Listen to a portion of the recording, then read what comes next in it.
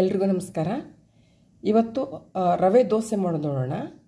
ರವೆ ದೋಸೆ ಮಾಡಲಿಕ್ಕೆ ನಾನು ಇಂಪಾರ್ಟೆಂಟ್ ಇಂಗ್ರೀಡಿಯೆಂಟ್ ಅಕ್ಕಿ ಹಿಟ್ಟು. ಸೊ ಅಕ್ಕಿ ಹಿಟ್ಟು ನಾನು ಟೀ ಕಪ್ಪಿಂದ 2 ಕಪ್ ಅಕ್ಕಿ ಹಿಟ್ಟು ತೊಗೊಂಡಿದ್ದೇನೆ. ಅದರ ಅರ್ಧ ಬಾಂಬೆ ರವೆ 1 ಕಪ್ಪು.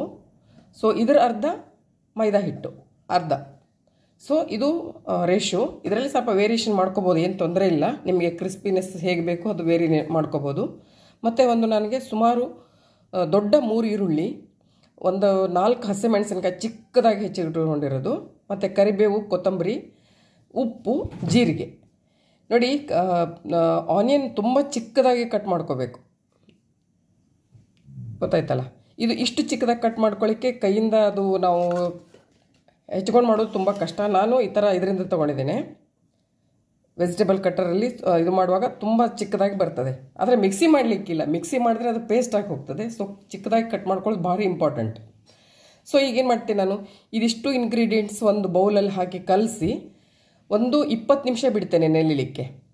ಅದು ಇದೆಲ್ಲ ರವೆ ಎಲ್ಲ ಕರೆಕ್ಟಾಗಿ ನೀರು ಅಬ್ಸಾರ್ವ್ ಆಗಿ ಕರೆಕ್ಟ್ ಆಗಬೇಕು. ಸೊ ಅದಕ್ಕೆ ಹಾಕಿ ಮಿಕ್ಸ್ ಮಾಡಿ ಒಂದು ದೋಸೆ ಹಿಟ್ಟಿನ ಕನ್ಸಿಸ್ಟೆನ್ಸಿ ಕಲಸಿ ಒಂದು 1/2 ಅವರ್ ಬಿಡೋದು, 20 ಮಿನಿಟ್ಸ್ ಟು 1/2 ಅವರ್. ಸೊ ಇವಾಗೆಲ್ಲ ಹಿಟ್ಟು ಆ್ಯಡ್ ಮಾಡ್ಕೊಂಡು ಹೋಗ್ತೇನೆ.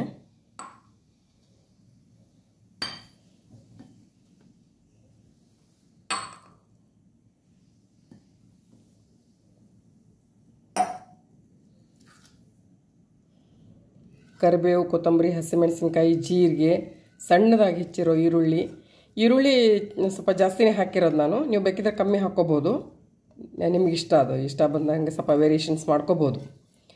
ಸೊ ಸ್ವಲ್ಪ ದೋಸೆ ಹಿಟ್ಟಿನಿಂದ ತೆಳು ಇರಬೇಕು ಇದ್ರದ್ದು ನೀರಿನ ಕನ್ಸಿಸ್ಟೆನ್ಸಿ.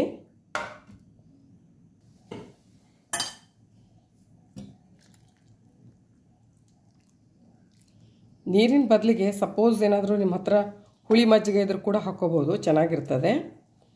ಸೊ ಇವಾಗೆಲ್ಲ ನಾನು ಕರೆಕ್ಟಾಗಿ ಒಂದು ಮಿಕ್ಸ್ ಕೊಡ್ತೇನೆ. ಸೊ ಇವಾಗ ಎಲ್ಲ ನೀರೆಲ್ಲ ಕರೆಕ್ಟಾಗಿ ಹಾಕಿ ಕಲಸಿದ್ಮೇಲೆ ಉಪ್ಪು ಅದೆಲ್ಲ ಸರಿಯಾಗಿ ನೋಡ್ಕೊಳ್ಳಿ. ಇದನ್ನು ನಾನು ಈ ಕರೆಕ್ಟ್ ಮಿಕ್ಸ್ ಕೊಟ್ಟು ಈ ಕನ್ಸಿಸ್ಟೆನ್ಸಿಗೆ ಉಂಟು.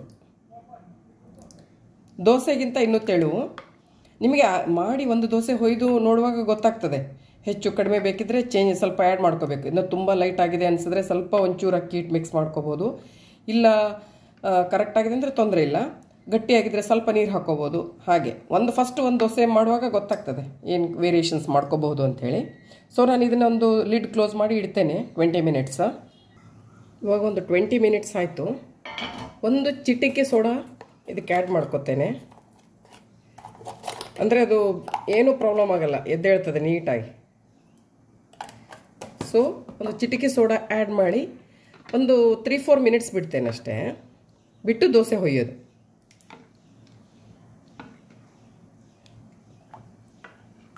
ಸೋಡಾ ಹಾಕಿದಾಗ ನೀಟಾಗಿ ಎದ್ದೇಳ್ತದೆ ಹಾಗೆ.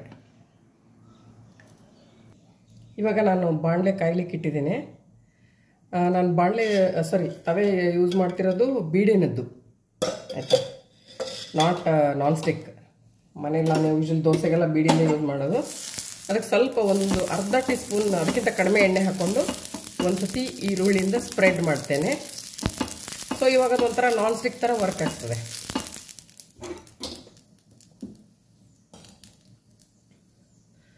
ಸೊ ದೋಸೆ ಹೊಯ್ಯೋಕ್ಕಿಂತ ಮುಂಚೆ ದೋಸೆನ ಕರೆಕ್ಟಾಗಿ ಒಂದು ಪ್ರಾಪರಾಗಿ ಮಿಕ್ಸ್ ಕೊಡಬೇಕು, ನೆನಪಿರಲಿ. ಆ ಸ್ಪೂನಿಂದ ಒಂದು ಸತಿ ನೀಟಾಗಿ ಮಿಕ್ಸ್ ಕೊಟ್ಟು ಅದಕ್ಕೆ ತೆಳುವಾಗಿ ಹಾಕಲಿಕ್ಕೆ.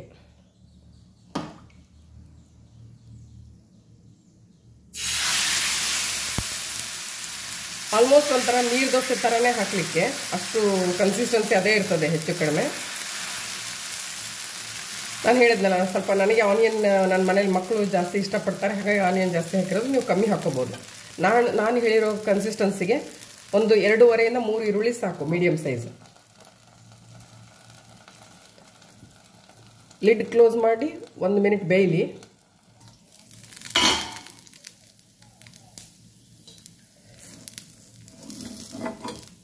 ಸೈಡೆಲ್ಲ ಒಂದು ಬಾರಿ ನೀಟಾಗಿ ಬಿಡಿಸ್ಕೊಂಡು ನಿಧಾನಕ್ಕೆ ಎತ್ತಬೇಕು.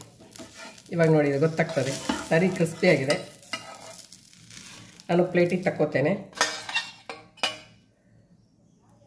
ಈಗ ನೋಡಿ, ಒಳ್ಳೆ ಕ್ರಿಸ್ಪಿಯಾಗಿದೆ. ನಾನು ಇನ್ನೊಂದು ದೋಸೆ ಹೊಯ್ಯೋ ತೋರಿಸ್ತೇನೆ.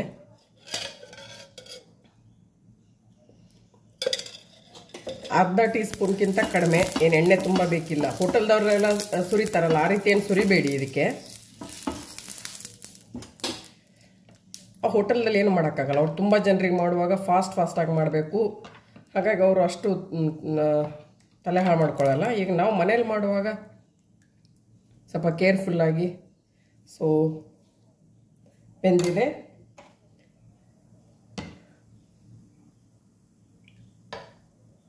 ಒಂದು ಪ್ರಾಪರ್ ಮಿಕ್ಸ್ ಕೊಟ್ಟು ಹುಯ್ಯೋಕ್ಕಿಂತ ಮುಂಚೆ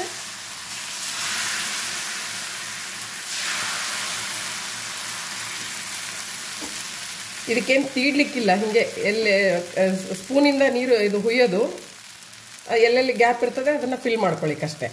ನಾವು ನೀರು ದೋಸೆ ಹೇಗೆ ಮಾಡ್ತೀವಿ ನೋಡಿ, ಡಿಟೋ ತುಂಬ ಚೆನ್ನಾಗಿ ಬರ್ತದೆ ತಿನ್ನುವಾಗ. ನಾನು ಲಿಡ್ ಕ್ಲೋಸ್ ಮಾಡ್ತೇನೆ. ಲಿಡ್ ಕ್ಲೋಸ್ ಮಾಡಬೇಕು ಮಾತ್ರ.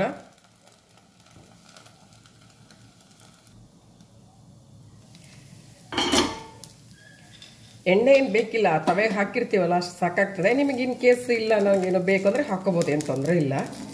ನಾನೇನು ಹಾಕುವಾಗ ದೋಸೆ ಹುಯ್ಯುವಾಗ ಹಾಕ್ತೀನಲ್ಲ ಅಷ್ಟರ ಮೇಲೆ ಬಿಡ್ತೇನೆ, ಮತ್ತೇನು ಹಾಕಲ್ಲ ಇದಕ್ಕೆ. ನೋಡಿ ಆಗಿದೆ, ಬೆಂದಿದೆ, ಸರಿ ಕ್ರಿಸ್ಪಿ ಗೊತ್ತಾಗ್ತದೆ.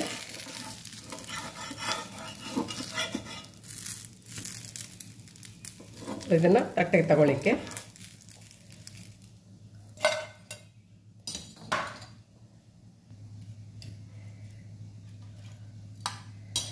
So dosa ready. ಇದನ್ನು ನಾವು ತೆಂಗಿನಕಾಯಿ ಚಟ್ನಿ ಇದೆಯಲ್ಲ ಅದರ ಜೊತೆಗೆ ತುಂಬ ಚೆನ್ನಾಗಿರ್ತದೆ. ಇಲ್ಲಾಂದರೆ ನಾವು ಗ್ರೌಂಡ್ ನಟ್ಟದ್ದು ಅಂದರೆ ಶೇಂಗಾ ಬೀಜದ್ದು ರುಬ್ಬಿರೋ ಚಟ್ನಿ ಇರ್ತದಲ್ಲ ಅದರ ಜೊತೆಗೂ ಚೆನ್ನಾಗಿರ್ತದೆ. ಈಗ ನಾನು ಮಾಡ್ತಿರೋದು ಕಾಯಿ ಚಟ್ನಿ ಜೊತೆ ತೋರಿಸ್ತಾ ಇದ್ದೇನೆ. ನಾನು ಸೇಮ್ ಹಿಟ್ಟಿಗೆ ಇನ್ನೊಂದು ಕಪ್ಪು ಟೀ ಕಪ್ಪಲ್ಲೇ ಇನ್ನೊಂದು ಕಪ್ಪಿಂದ ಅಕ್ಕಿ ಹಿಟ್ಟು ಆ್ಯಡ್ ಮಾಡಿದಾಗ ಅದು ಇನ್ನೂ ಕ್ರಿಸ್ಪಿ ಆಯಿತು. ಸೊ ಮಾಡಿ ಅದನ್ನು ಸೇಮ್ ಕನ್ಸಿಸ್ಟೆನ್ಸಿಗೆ ಟ್ರೈ ಮಾಡಿದೆ. ಸೇಮ್ ಅದನ್ನು ಹೇಳ್ತೇನೆ. ಸೇಮ್ ಇದಕ್ಕೆ ನಾನು ಮೊದಲು 2 ಹಾಕಿದ್ನಲ್ಲ, ಈಗ 3 ಅಕ್ಕಿ ಹಿಟ್ಟು ಹಾಕಿ ಮಾಡಿದ್ದೇನೆ. ಸೊ ತೋರಿಸ್ತೀನಿ, ಅದು ಇನ್ನೂ ಕ್ರಿಸ್ಪಿ ಬಂದಿದೆ.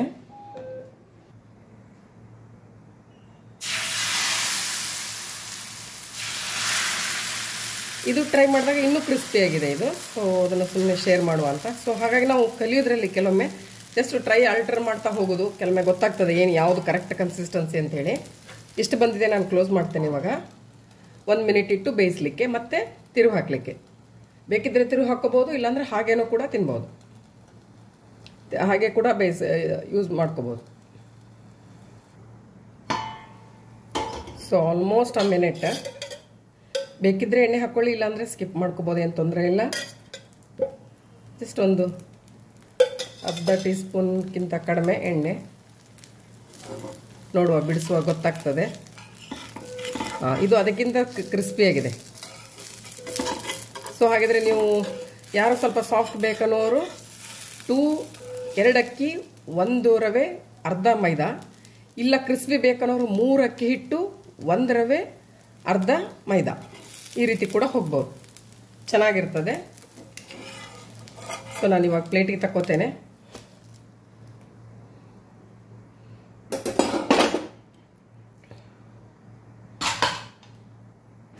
ಸೊ ರವೆ ದೋಸೆ ರೆಡಿಯಾಗಿದೆ. ನಾನು ಚಟ್ನಿ ಒಟ್ಟಿಗೆ ತೋರಿಸ್ತಾ ಇದ್ದೀನಿ. ನೀವು 2 ರೀತಿ ಟ್ರೈ ಮಾಡಿ ಕಮೆಂಟ್ಸ್ ಕಾಂಪ್ಲಿಮೆಂಟ್ಸ್ ಹಾಕೋದು ಮರಿಬೇಡಿ. ಮತ್ತು ನನ್ನ ಚಾನಲ್ಗೆ ಸಬ್ಸ್ಕ್ರೈಬ್ ಆಗಿರದೆ ಹೋದರೆ ದಯವಿಟ್ಟು ಸಬ್ಸ್ಕ್ರೈಬ್ ಆಗಿ. ಇಷ್ಟ ಆಗಿದ್ದರೆ ಒಂದು ಲೈಕ್ ಕೊಡಿ ನನಗೆ ಇದಕ್ಕೆ. Thank you so much.